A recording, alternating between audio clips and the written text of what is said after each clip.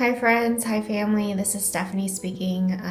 I have been on a journey for the last couple years, experiencing some pain and not knowing what it was. I felt very fatigued and tired, and as a young mom, just taking care of her kids, I just thought, oh, it's life. I'm just really, really tired.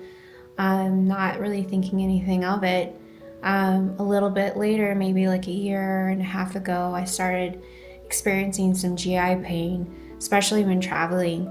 My stomach would get really upset and I would have a hard time going to the bathroom, and had a little bit of blood in my movements, but like I didn't think too much about it. I was like, oh, it's probably just hemorrhoids or stress. I don't know.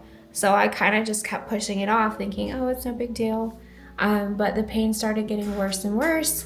And I finally went to my primary and said, hey, I think it's all these things. Like, oh, it's probably like food sensitivities. And so I started an elimination diet and lost a good amount of weight and thought, oh, that's good. Like, been overweight for a long time. That's probably not helping. Um, Come to this last March, I finally got in to go get a colonoscopy, thinking, oh, they'll probably let me know I have, some polyps or an ulcer or something like that. But I came out of the surgery, who my doctor was Dr. O'Shea at the time, and she looked at me and my husband Anthony and said, I'm so sorry.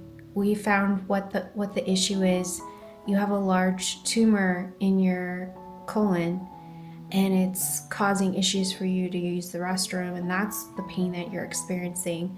And I can't say officially, but it is cancerous. Like, I've been doing this for a long time and it's cancer.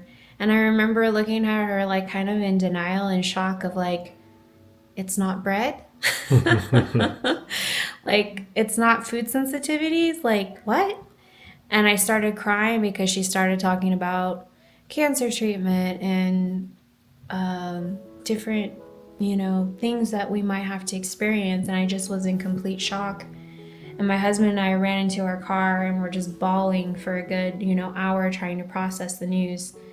I was 40 years old at the time.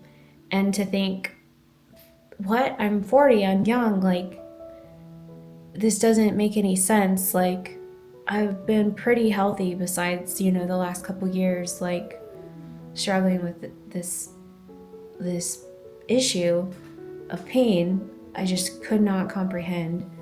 Fast forward, we were referred to a doctor, Dr. Gleisner in Denver.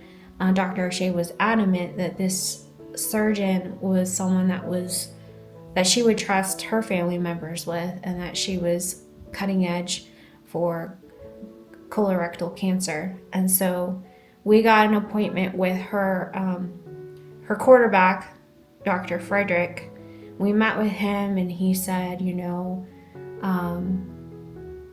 it is stage 4 based on initial MRI because it had spread to my liver, which is not great. But we have all these different things that we can do. And Dr. Gleisner is like, cutting edge as well. So let's get you situated with an oncologist in the spring so you don't have to travel for chemotherapy. Chemotherapy is chemotherapy anywhere. And that's going to be the first line of defense in responding to this, is to get chemotherapy going. So we got another MRI, we got multiple other tests going to kind of get some more information.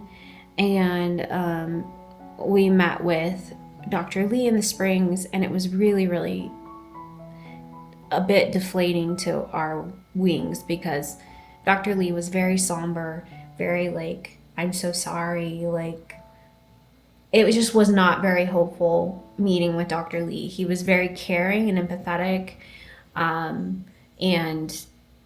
Anyways, so we're going to start chemotherapy in a couple weeks. We're going to do FOLFOX. I met with Dr. Gleisner this morning with Anthony, and she was so much more hopeful. She said that there were so many things that we can do. I'm only 41 years old and I'm young, and besides this, I'm very healthy. And so there's a lot of options we can do. We can do chemotherapy, we can do a trial pump treatment that's kind of a trial at this point. We can do a liver transplant, which was complete shock to me. We can do a variety of things just depending on how my body responds. So the most important thing that I need to do that I took from this is I need to stay healthy. So we're gonna do whatever we can. We're gonna stay hopeful. We're gonna fight. Thank you so much to everyone that's praying and that is following my journey and wanting to be an encouragement to us. And we hope that this is an encouragement to other people that are going through similar things.